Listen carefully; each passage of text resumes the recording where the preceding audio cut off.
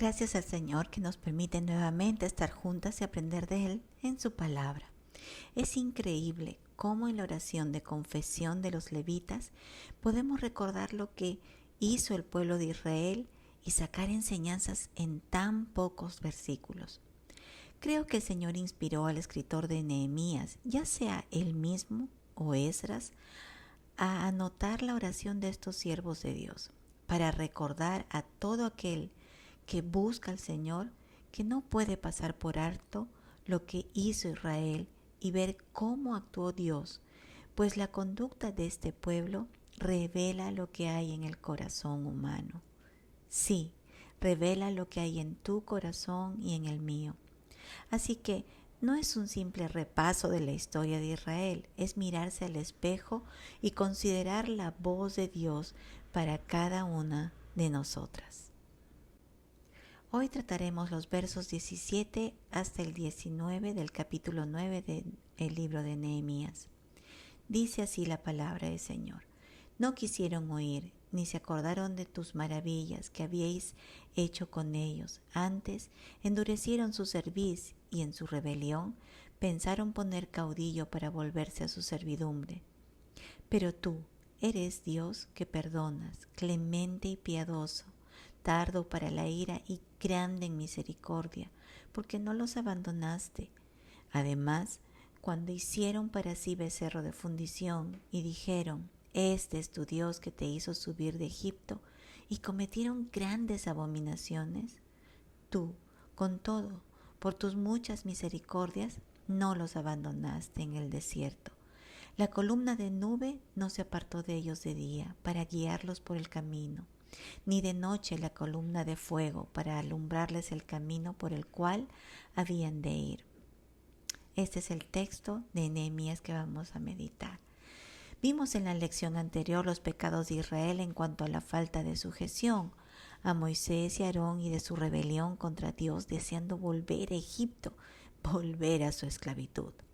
Pero, el pero de la segunda parte del verso 17 nos hace conocer más a nuestro buen Dios.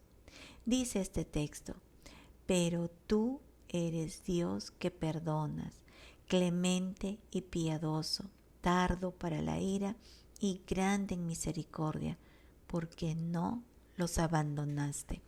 Sí, el Señor es perdonador, es clemente, es piadoso, es paciente, misericordioso y fiel a su pacto. Estos atributos de Dios nos deben dar aliento para acercarnos a Él confiadamente ante su trono y hallar el oportuno socorro en nuestras debilidades, en nuestras confesiones de pecado, en nuestros yerros, en nuestras rebeliones, en nuestra oración honesta, sin justificaciones de lo que hemos hecho mal.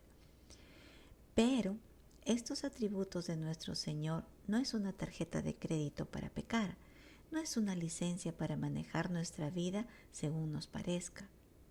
Más bien, todo lo contrario, que nuestro Dios sea perdonador, clemente, piadoso, paciente, porque es tardo para la ira, misericordioso y fiel al pacto, sellado con la sangre de su Hijo, y por eso no nos abandona. Todo esto nos debe llevar a ser temerosas de Él y esforzarnos en andar rectamente ante sus ojos, porque sabemos que mientras estemos en esta tierra, en este camino de peregrinaje, fallaremos, porque aún el vestigio de pecado que nos queda está asediándonos para hacernos caer. Pero una cosa es tropezar y caer, y otra muy diferente es mantener pecados en nuestra vida. Se los grafico en una frase dicha por un predicador. Así dice: la oveja puede caer en el lodo y lucha por salir de ahí hasta que su pastor la rescata. Pero el cerdo se revuelca en el lodo y no quiere salir de ahí. Por eso es un grave error conducirnos en esta vida haciendo lo que no agrada a Dios y pensar que Dios siempre nos va a perdonar y que Él entiende nuestra debilidad y que así como somos nos acepta. Eso es una mentira.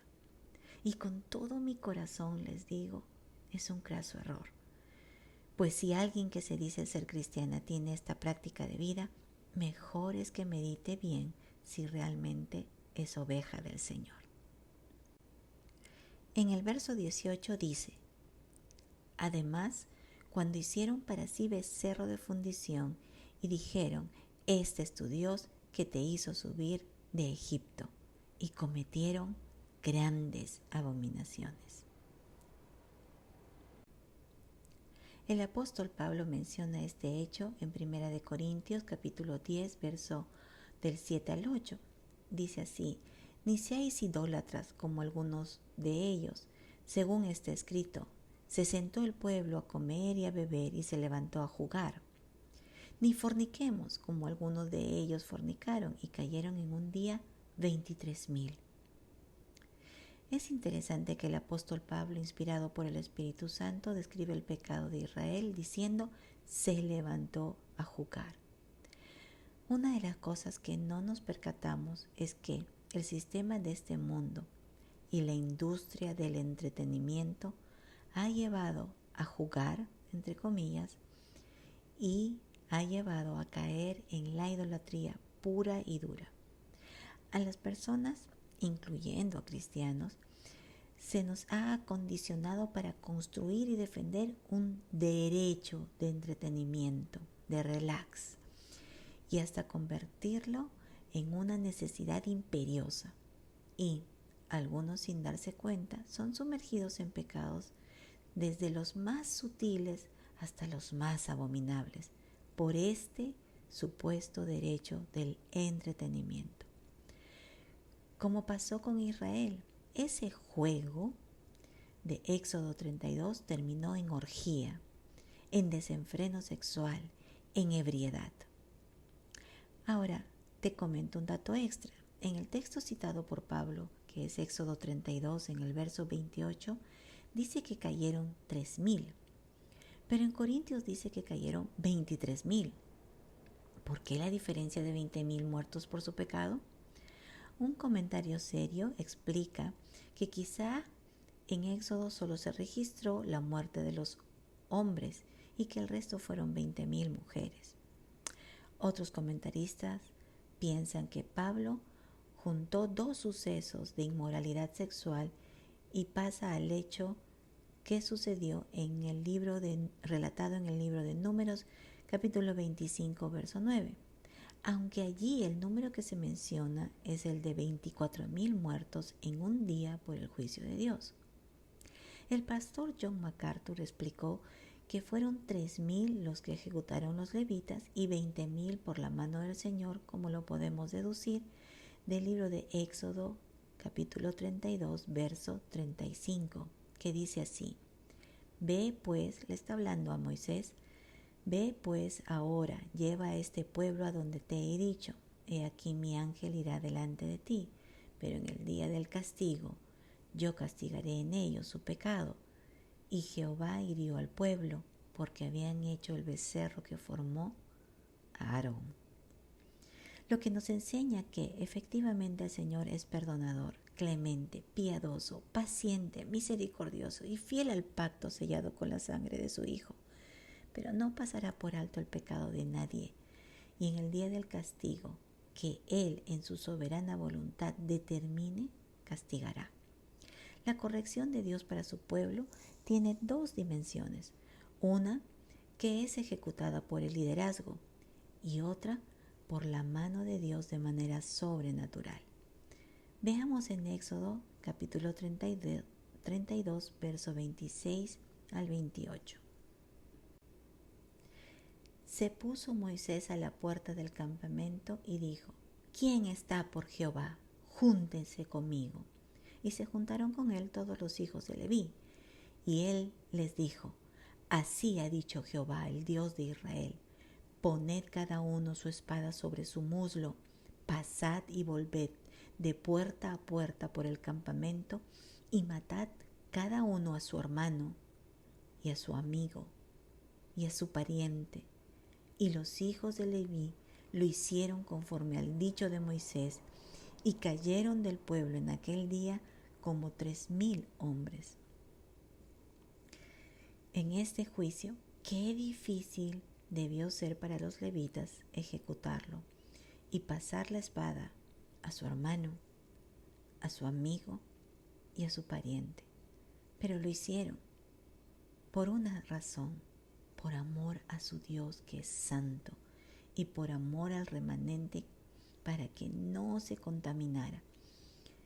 Y hoy en la Iglesia de Cristo algunos se enervan, se esponjan, espero que entiendan la palabra, que se indignan cuando se debe aplicar la disciplina bíblica neotestamentaria por un pecado cometido por algún creyente. Lo terrible es que hay iglesias donde no existe ni siquiera la disciplina en sus congregaciones. Hay pastores que temen ejecutarla porque saben que levanta fuerte oposición y la quieren evitar. Pero los pastores que pagan el precio de la obediencia y de la integridad sufren el momento de aplicar disciplina conforme a las Escrituras, a la palabra de Dios, de un Dios santo, y mantienen así a su iglesia sana, resguardada de la contaminación de pecados no corregidos y sobre todo mantienen la aprobación del Señor. Y hermanas, el Señor bendice a esa congregación. Vemos esta ley espiritual a lo largo de toda la Biblia y en la iglesia cristiana a lo largo de toda su historia. Esta es la primera dimensión, una corrección ejecutada por el liderazgo. Y también está la otra dimensión de la cual se encarga Dios mismo, como en el episodio de Éxodo 32. 3,000 murieron a mano de los levitas, pero 20,000 a mano de Dios. Así es, amadas hermanas, quizás Dios da tiempo para que se arrepientan de su pecado, pero si no lo hacen, su paciencia se acorta y Él tiene que manifestar su justo y santo juicio, principalmente para mantener a su pueblo en santidad y sin levadura que pueda leudar toda la masa. Por eso dice la palabra del Señor: por lo cual hay muchos enfermos y debilitados entre vosotros, y muchos duermen. Si pues nos examinásemos a nosotros mismos, no seríamos juzgados. Mas siendo juzgados somos castigados por el Señor, para que no seamos condenados con el mundo. 1 Corintios 11:30. El Señor se encarga a su debido tiempo, y en esto no deja de mostrar su misericordia y protección a los que son suyos. Miremos lo que dice en Nehemías 9:19. Tú, con todo, por tus muchas misericordias, no los abandonaste en el desierto. La columna de nube no se apartó de ellos de día para guiarlos por el camino, ni de noche la columna de fuego, para alumbrarles el camino por el cual habían de ir. Ese mismo Dios santo y temible, que no tolera el pecado, también es grande en misericordia, y no se apartará de su remanente, de su manada pequeña, porque la guiará hasta el final. Dios las bendiga. Nos vemos en la próxima lección.